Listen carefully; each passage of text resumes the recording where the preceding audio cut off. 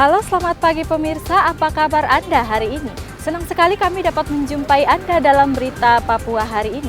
Saya Yunirum Barar bersama tim redaksi telah menyiapkan sejumlah berita menarik dan aktual untuk Anda. Berikut 3 berita utama.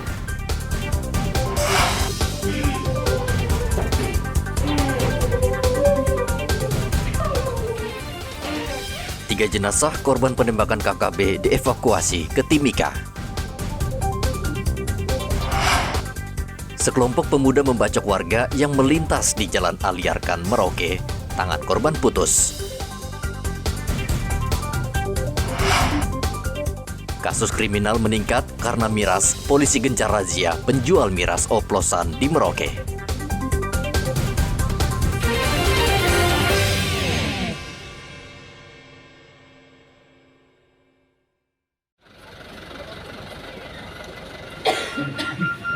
Tiga jenazah korban KKB Ahad kemarin dievakuasi ke RSUD Timika. Mereka merupakan korban kekejaman KKB Kabupaten Duga. Mereka ditembak di Komplek Yosoma Jalan Batas Batu, Kabupaten Duga. Aparat sempat terlibat kontak tembak dengan anggota KKB ketika tiba di lokasi untuk mengevakuasi ketiga jenazah. Kontak tembak berlangsung cukup lama. Sebelumnya tim patroli gabungan TNI Polri sempat mendapatkan gangguan tembakan saat sedang melaksanakan patroli di Kompleks Yosoma. Tim patroli mendapatkan laporan bahwa terdapat 3 orang warga sipil sedang berpergian dari Batas Batu menuju kota. Ketiga warga sipil yang tewas berasal dari Tanah Merah, Merauke, seorang dari Serui, dan satu lagi berasal dari Pulau Sumatera. 2 korban diantaranya pegawai negeri sipil di Kabupaten Duga. Dari Timika, ketiga jenazah diterbangkan ke kampung halaman masing-masing. Hingga saat ini aparat gabungan masih disiagakan di lokasi pembunuhan untuk mengantisipasi serangan KKB. Dari Mimika, Papua Tengah, Igobat Momolen melaporkan. Aksi brutal terjadi di Merauke, Papua Selatan saat warga sedang merayakan HUT kemerdekaan. Sekelompok orang tak dikenal menganiaya remaja berusia 19 tahun, Ananias Adobe, hingga luka parah. Korban saat kejadian pulang dengan mengendarai sepeda motor melintas di Jalan Aliarkan. Saat itu segerombolan anak muda berkumpul sambil memegang parang. Tidak diketahui pasti apa penyebabnya. Mereka tiba-tiba menyerang dan mengayunkan parang hingga tangan kanan korban putus. Melihat kondisi korban, para pelaku panik dan langsung melarikan diri. Kapolres Merauke AKBP Sandi Sultan mengatakan seluruh pelaku sudah diketahui identitasnya dan saat ini masih diburu. Diawali dari kegiatan mereka menonton atau menyaksikan atau datang ke pameran di kapsul waktu. Kemudian pelaku ini berpulang itu kurang lebih jam 10 karena memang jam 10 saya perintahkan supaya acara itu sudah selesai. Mereka pulang dari tempat acara berbondong-bondong ya. Kemudian sesampainya di Tugu ya, mungkin ada yang dia lakukan ini kondisinya sudah tidak sadar juga. Mereka ini sebagian sudah mabuk. Informasi yang saya dapat di masyarakat, mereka pukul-pukul lonceng, kemudian mereka ada niat memang, ada parang yang dia pegang terus diseret-seret ke aspal itu. Nah, kebetulan korban lewat yang mana tidak tahu persoalan dan bagaimana tiba-tiba dihajar. Nah, berakibat putus tangan kanannya. Kapolres meminta keluarga pelaku menyerahkan mereka ke polisi.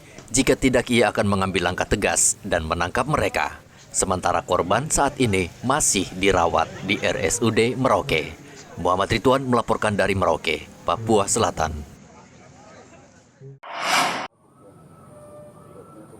Miras adalah salah satu penyebab tingginya angka kriminalitas di Merauke.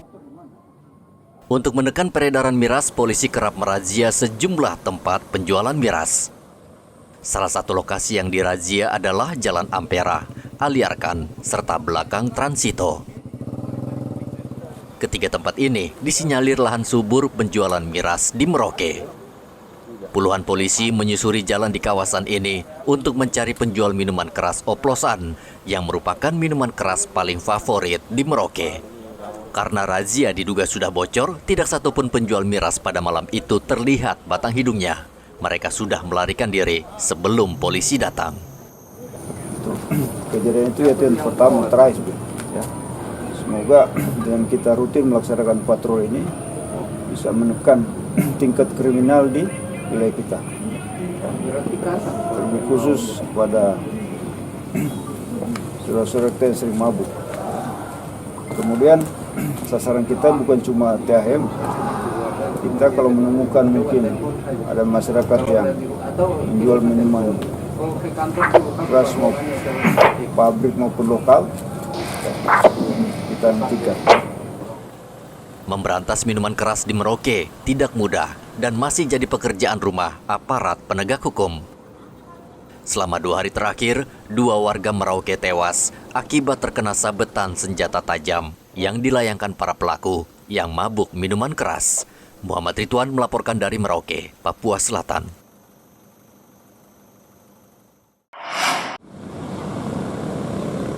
Tindak kriminalitas di Merauke saat ini cukup mengkhawatirkan dan meresahkan masyarakat. Polres Merauke bersama TNI sejauh ini berusaha menindak para pelaku dan memproses secara hukum. Namun aparat menyatakan tidak mungkin menanggulangi kejahatan di Merauke hingga tuntas. Kapolres Merauke AKBP Sandi Sultan meminta warga Merauke ikut menjaga ketertiban dengan melaksanakan pengamanan swakarsa di lingkungan masing-masing, serta melapor ke polisi bila terjadi tindak kriminal atau gangguan di wilayahnya. Kalau mengenai himbauan ini memang cukup panjang ya yang perlu saya sampaikan. Yang pertama itu kita harus dalam pencegahan.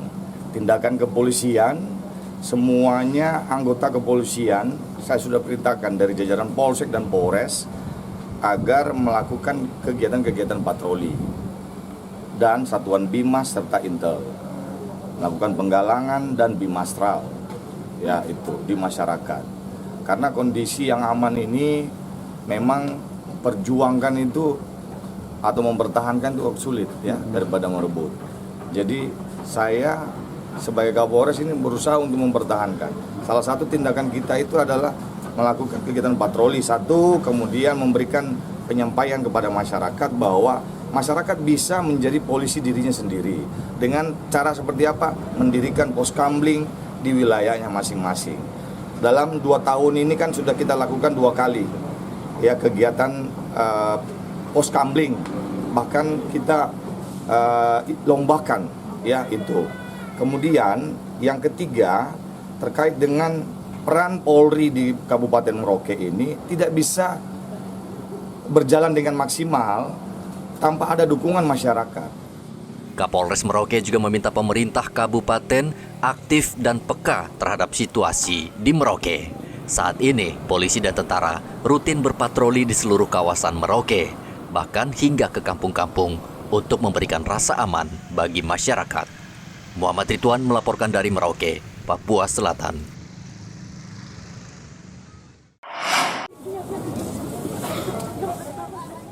Warga Merauke, khususnya ibu rumah tangga, mendapat kabar baik. Senin kemarin, harga cabai kecil dan cabai besar turun drastis. Begitu juga dengan harga sayuran, tentu ini kabar menggembirakan. Cabai kecil yang biasa dijual Rp120.000 per kilogram, Senin kemarin turun hingga Rp80.000 per kilogram.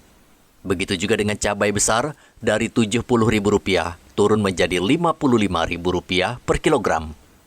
Sementara cabai keriting dari Rp70.000 turun menjadi Rp60.000 per kilogram. Tidak hanya cabai, harga sayuran juga ikut turun. Satu ikat sawi misalnya, tadinya dijual Rp4.000 per satu ikat, saat ini turun menjadi Rp5.000 per 3 ikat. Kemarin jual lombok kecilnya berapa, Ibu? Kemarin 120. Sekarang berapa ini? Sekarang yang ada yang 80, ada yang 100. Kalau cabai besarnya berapa sekarang? Cabai besar 55. 55. Kemarinnya berapa itu? 70. 70. Nah kalau tomat sekarang, Bu? Roma sekarang ecer 10.000, 5.000 dari petani. Oh gitu. Kalau yang 3.000 ada juga? Ada juga, tergantung kualitas juga tuh. Ada turun yang Bu ya? Kecil-kecil ya. Kenapa turun seperti itu? Nggak tahu, mungkin lagi panen raya. Raya ya. Menurut para pedagang, turunnya harga cabai dan sayuran disebabkan stok yang melimpah di tingkat petani. Selain itu, musim kemarau juga mempengaruhi tingkat kesuburan sayuran dan tanaman cabai. Muhammad Ridwan melaporkan dari Merauke, Papua Selatan.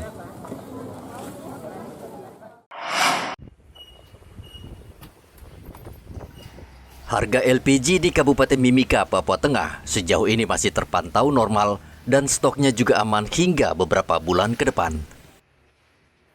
Saat ini harga gas LPG ukuran 5,5 kg Rp200.000. Ukuran 12 kg dijual Rp350.000 dan ukuran 50 kg dijual Rp1.400.000. Pemasok LPG di Timika menjamin untuk beberapa bulan ke depan tidak ada kenaikan harga LPG. Bahkan sebagian pemasok selama bulan Agustus ini berani memberikan harga promo. Misalnya untuk harga LPG 12 kg mendapat potongan harga Rp5.000.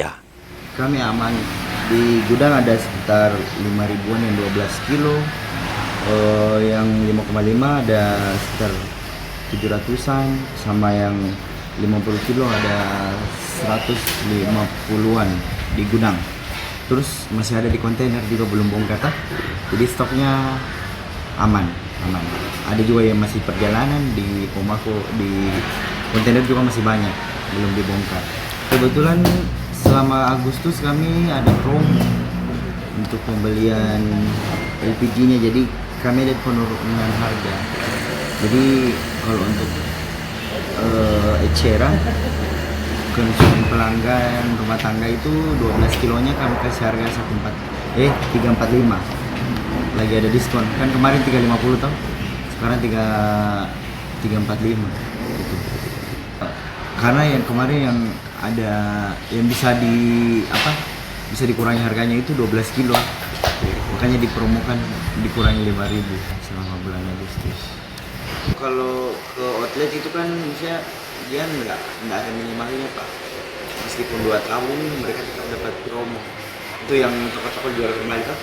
Mereka yang 12 kilo itu 335 saja modalnya untuk 12 kilonya. Kalau yang 5,5 dia turun 10.000, dia jadi 190. Tapi untuk pembelian di sini karena supaya menyesuaikan dengan outlet, kita nggak turunkan. Jadi nanti biar harganya outlet menyesuaikan itu dengan kita. Mereka bisa jual 200 juga seperti itu. LPG yang dijual di Timika saat ini merupakan LPG non-subsidi. Sementara untuk jenis LPG 3 kg atau LPG subsidi sejauh ini belum dijual di tanah Papua. Dari Mimika, Papua Tengah, Igobat Momolin melaporkan.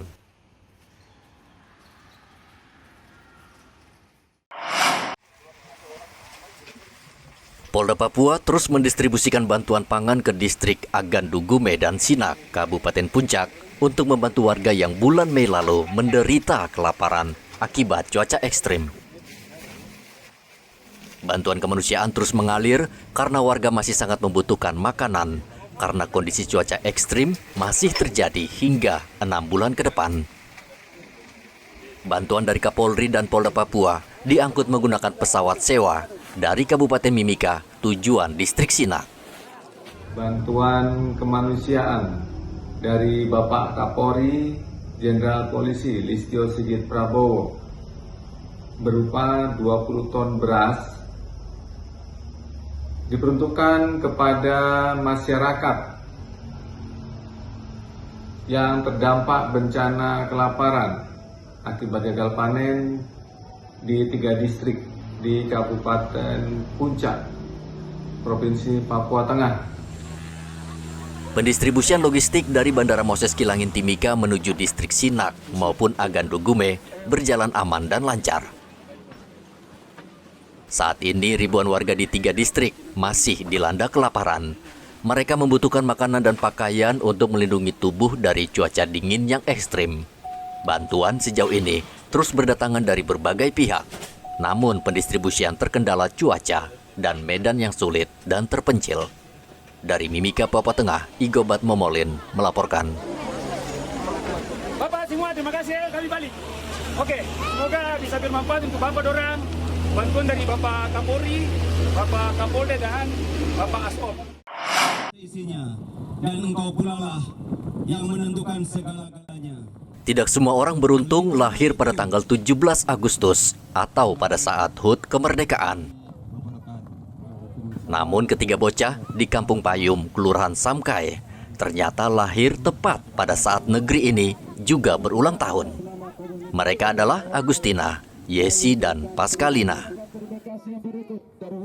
17 Agustus lalu mereka juga berulang tahun, dan tentu ketiga bocah ini bangga karena anak-anak dan warga Kampung Payum, bahkan seluruh negeri, ikut merayakan ulang tahun mereka. Kau lahir tanggal berapa? Tanggal 17 Agustus. Lalu Indonesia merdeka tanggal berapa? Tanggal 17 Agustus. Sekarang kau sudah sekolah? Kelas berapa sekarang? Hah? Kau kelas berapa? Kelas 2. Yesi, kau lahir tanggal berapa, Yesi? 17 Agustus. Nah, Indonesia mereka tanggal berapa? 17 Kau lahir tanggal berapa?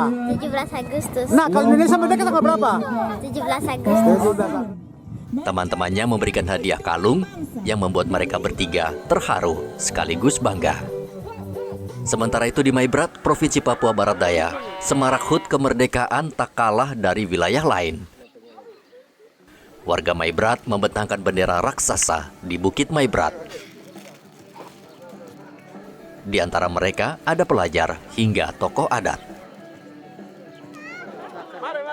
Mereka ingin tetap bersatu di bawah NKRI meski kawasan ini pernah menjadi wilayah konflik.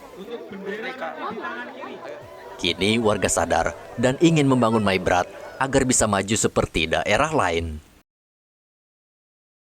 Selain itu, para prajurit Satgas Pamtas Yonif 623 Bakti Wiratama yang bertugas di Kabupaten Maibrat sejak 5 bulan lalu juga berbaur dengan masyarakat.